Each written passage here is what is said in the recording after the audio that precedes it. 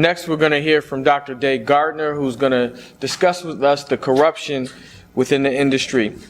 Dr. Gardner made history when, as Miss Delaware, she became the first black woman to be named a semifinalist in the renowned Miss America pageant, breaking through numerous racial and stereotypical roadblocks. As president of Lipford Corporation, she was the thematic and interior designer of a $40 million entertainment complex located in the South Pacific. She was also an on-air personality and producer with African Broadcasting at the World Trade Center in New York City. Dr. Gardner presently is the founder and president of the National Black Prolife Union, associate director of the National Pro-Life Center on Capitol Hill, and author of If Not for Grace, a novel. Ladies and gentlemen, please welcome Dr. Gardner.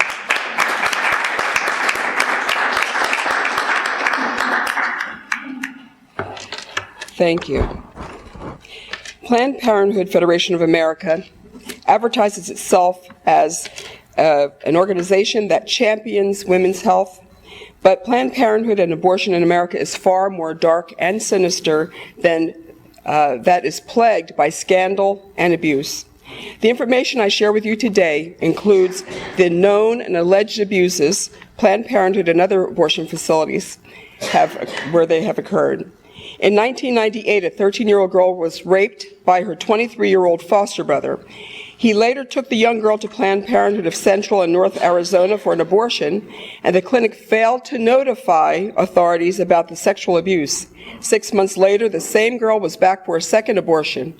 When she sued PPCNA, they were found out to be negligent and civilly liable.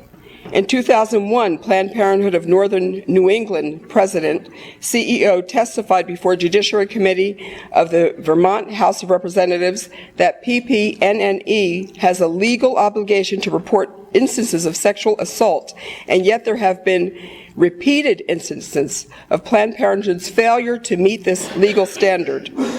In addition to Arizona, legal action has been taken against Planned Parenthood affiliates in Ohio and Alabama.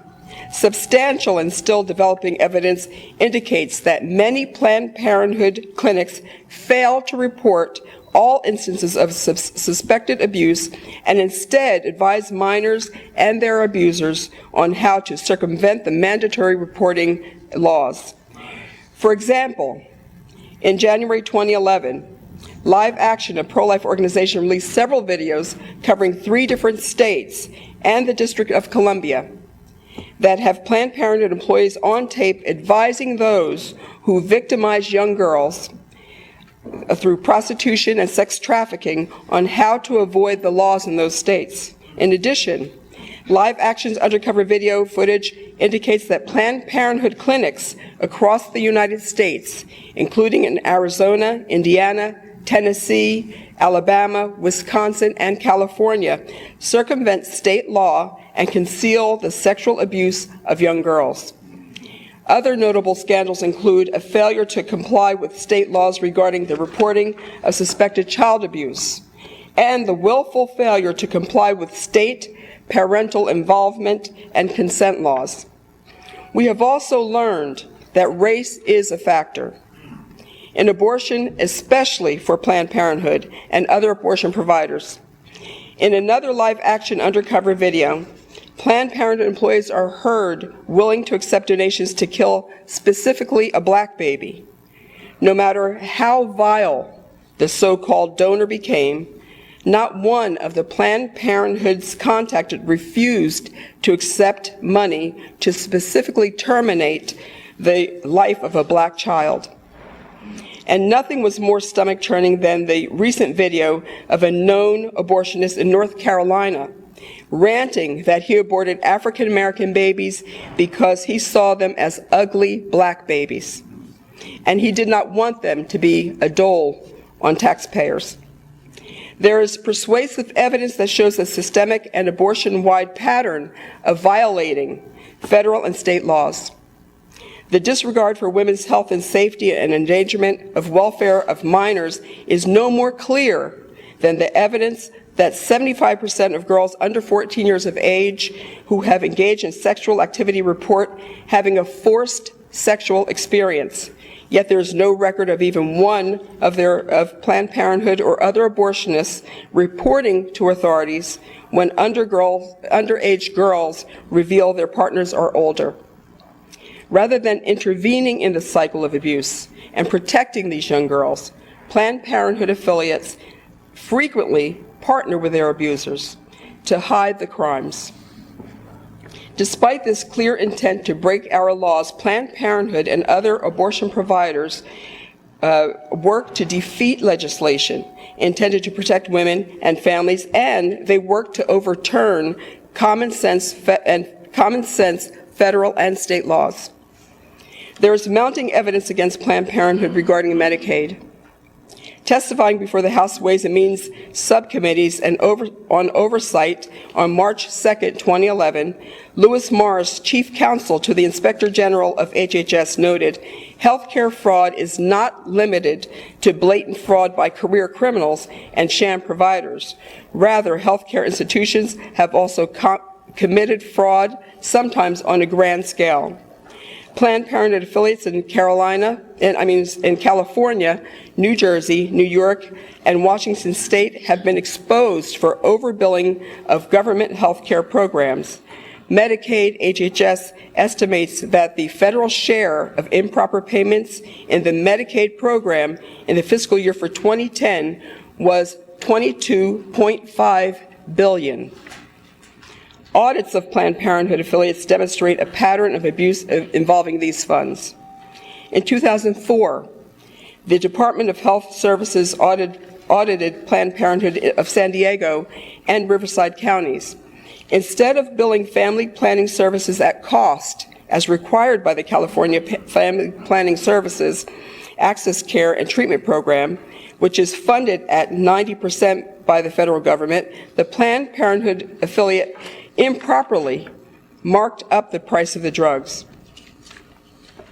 The audit report found that the affiliates' improper billing practice resulted in overpayment from the government of more than $5 million in just one fiscal year.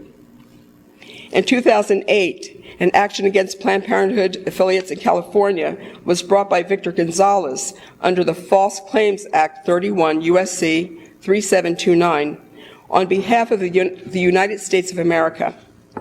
Mr. Gonzalez's complaint alleges that the overbilling practice is a statewide problem and estimates that over a 6-year period beginning in 1999, overbilling by Planned Parenthood's California affiliates exceeded $180 million. The U.S. Inspector General for HHS that same year uncovered the misuse of federal funds by approved providers, including New Jersey Planned Parenthood affiliates. New Jersey improperly received more than $597,000 in federal Medicaid funds, and Planned Parenthood clinics were found to be a significant part of the problem. In 2009, the Office of the Medicaid Inspector General for the State of New York issued reports demonstrating a pattern of overbilling by the Margaret Sanger Center in New York City. A letter dated January 20th, 2009 confirmed Planned Parenthood's request to settle one audit for $207,000. However, a second audit report issued a few months later in June of 2009 showed they were overpaid more than $1,200,000. A final report for Planned Parenthood of the Inland Northwest conducted by the State of Washington Department of Social and Health Services found that an excess payment of more than $629,000 was made to PPINW during the years 2004 through 2007. The audit was launched after staff with the Washington Department of Social and Health Services grew suspicious of frequency of purported clinic visits to PPINW by Medicaid patients. In addition to overbilling, the audit found that Planned Parenthood Inland Northwest violated Department of Health telehealth and telenursing guidelines for registered nurses. The abortion clinic was ordered to reimburse the government $629,000 with interest. These are just a few of the Planned Parenthoods being investigated for Medicaid overbilling. They are also being investigated in Alabama, Indiana, Virginia, Minnesota, North Dakota, and South Dakota for Medicaid overbilling and other violations of laws, such as failure to comply with parental involvement laws. If we think about the horror of abortion, because of the high failure rate of RU 486 in later pregnancies, the FDA approved the drug use only for the first 49 days following a woman's last menstrual period. However, Planned Parenthood openly acknowledges on its website that it provides the drug RU486 to women up to 63 days gestation. While the abortion industry is only focused on the bottom line, women and young girls are dying. Recently, there have been investigations of numerous abortion providers for providing substandard care or violating state laws.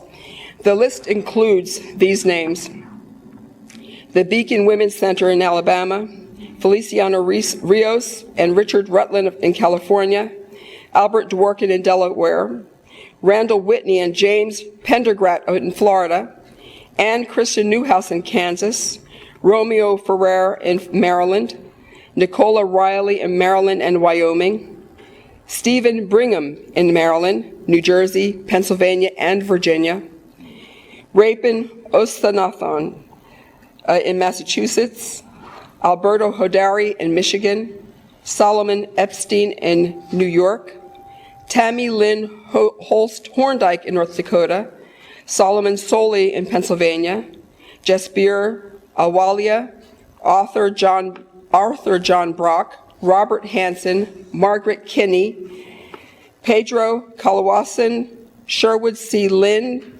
Lester Minto, Alan Molson, Robert L. Prince, Lamar Robinson, France Hurd, and William West, all in Texas.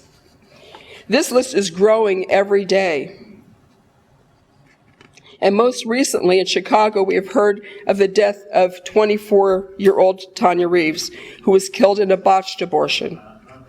Reeves recently received a second trimester dilation and evacuation, a DNE, at Planned Parenthood located at 18 South Avenue in Chicago. The Planned Parenthood facility delayed summoning emergency care for 5.5 hours.